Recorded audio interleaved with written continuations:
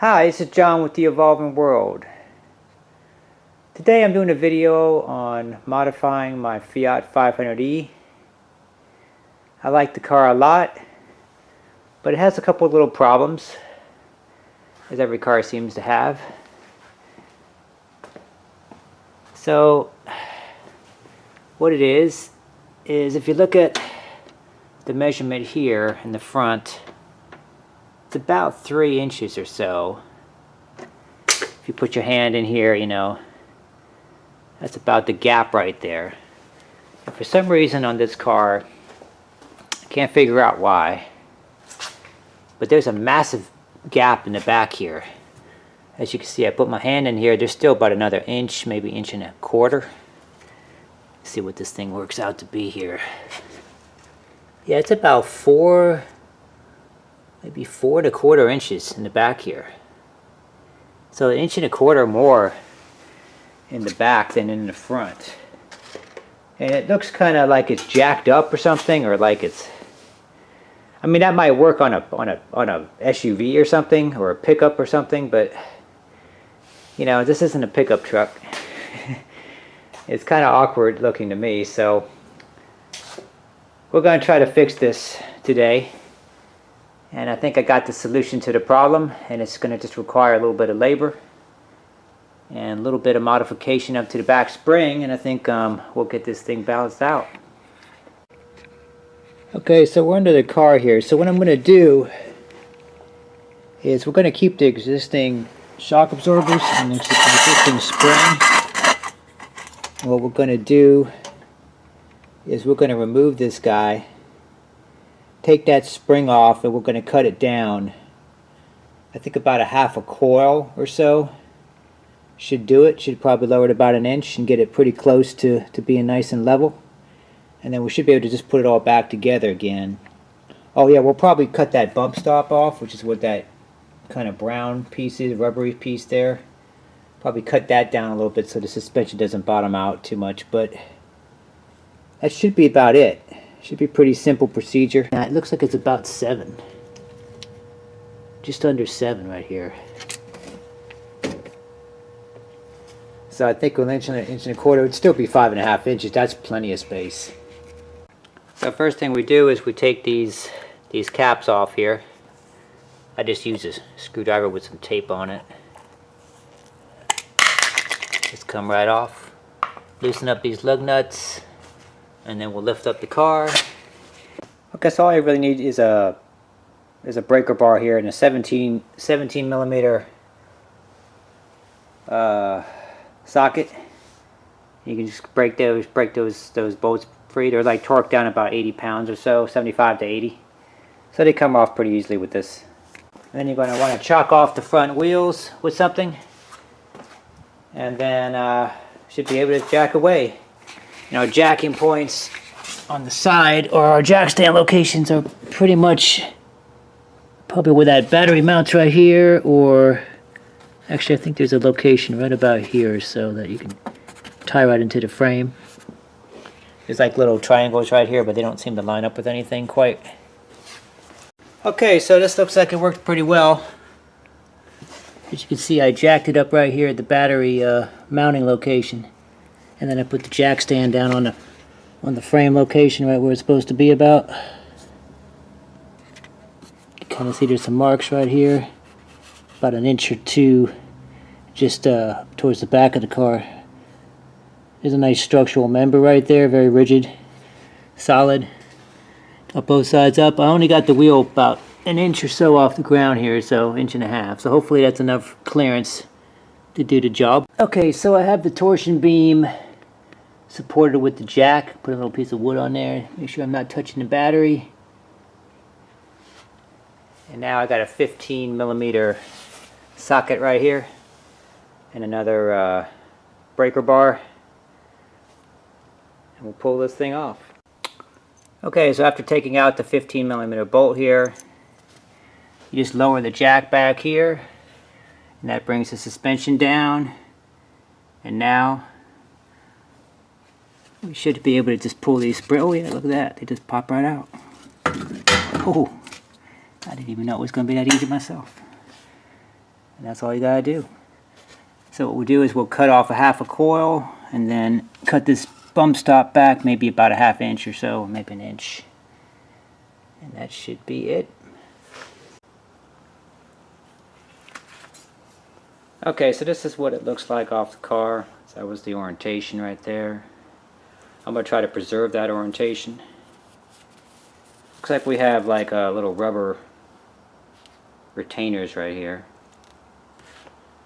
And so from what I've heard from other forums that I've read on this subject, is if you cut a whole coil off, which would basically be cutting it right here or so, if you cut it off to here, that should lower it about 2 inches.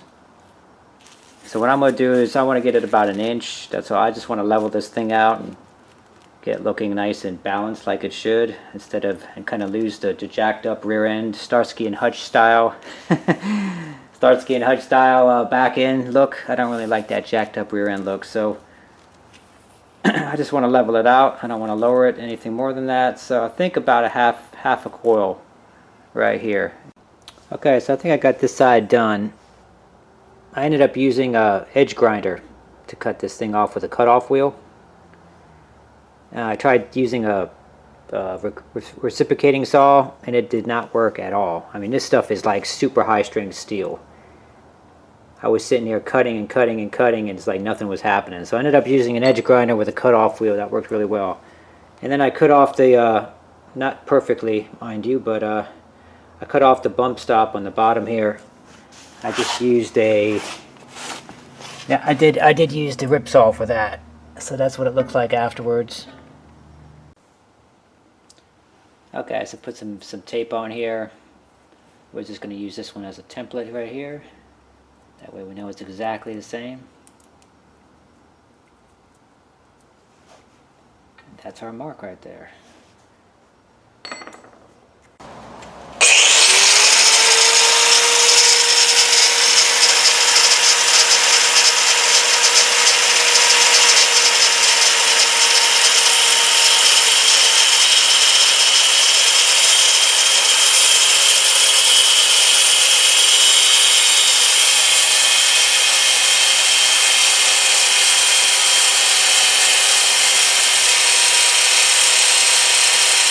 Okay, so they're both out now. Second one was a little bit straighter of a cut. Getting that off.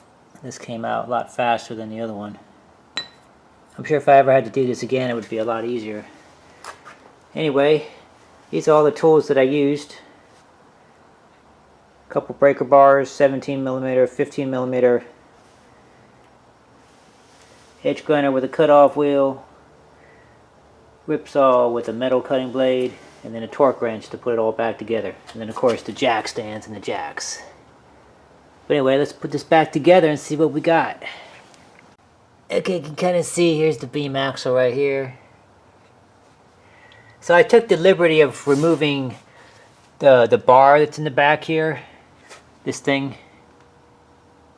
It's supposed to be there for crash protection, but I really find it hard to believe how that's going to make any difference when you have structure up here that would absorb. It's designed to absorb impact. So I don't know what a little bar down here would have done, unless you get rear-ended by a Lamborghini or something with a really pointy, low riding car. Even then, I doubt it would do anything. So that was about 5 1/4 pounds off. And the spring cutting and then the bump stop, that was about another 3/4 of a pound. So total weight reduction, 6 pounds in the back here. Nice little side benefit. I know it's not much, but hey, every pound adds up. So anyway, let's put this back together, see what we got. So you just keep jacking it up until you get these things lined up here. So this is pretty much aligned right here. Put the bolt right in there, torque it down to about 60 foot-pounds or so, and that should be it. Yeah, so it looks like it's definitely a difference. Looks like we're at about just under 4 inches, and we were at 4 1/2 before, so it's just under. It looks like maybe 3 7/8. So it looks like it lowered about 5/8 of an inch, and that's just initially. But even that, even if I had to stop with that, I'd be very happy because it looks much more proportional to the front now. I mean, it is slightly higher, but it doesn't gape out at you as much. And I'm sure if you're carrying stuff in the back, it would lower it a little bit more. And then after I drive it, so okay, what I'm going to do is I'm going to drive it, put 100 miles on it, and then I'll come back and then I'll show you what my results are. Okay, so I've driven it a few days. It's staying pretty much the way it was last time I checked in here. So it's about a ½ an inch lower. And so what I did, I'm worried about like over lowering it. So what I did is I put 110 pounds of weight in the back here, on the outermost extreme back of the car. And that lowered it about 1/4 inch. So I'm thinking under any condition, even with people in the front seat of the car, you know, if you sit in the front seat of the car, it's like, it's actually probably about 60-40, I figure, as far as weight. So if you sit in, 2 people in front seat of the car would still, it would equally load almost all 4 wheels. It would be slightly biased to the back, but it would only be like maybe 20-30 pounds. And you figure with the back seat back in, as you can see, my car doesn't have the back seat. So I figured that 110 pounds back here would probably balance it out. I mean, that would be about the heaviest it ever would be. I mean, obviously you put 500 pounds of bricks in the back or something would probably lower it. But if it only lowered it 1/4 inch, with 110 pounds back there, I figure I put 500 pounds of brick back there, it'd still be maybe only an inch lower. So I'm thinking it's still about 1/4 inch higher in the back than the front, as it is right now. So with the weight in the back, so I think I could safely lower it another 1/4 inch at minimum, probably another ½ inch, probably 1/4 to a half. So I'm going to cut off another coil or another ½ a coil. Actually, I don't know. Maybe I'll do a 1/4 coil first and just see how that works, or maybe a ½ a coil. I mean, logic would suggest that if I cut off a ½ a coil, that ½ a coil here was about a ½ an inch.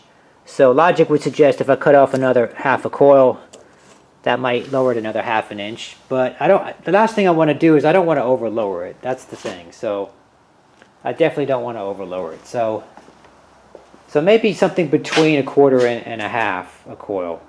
But anyway, let's do that.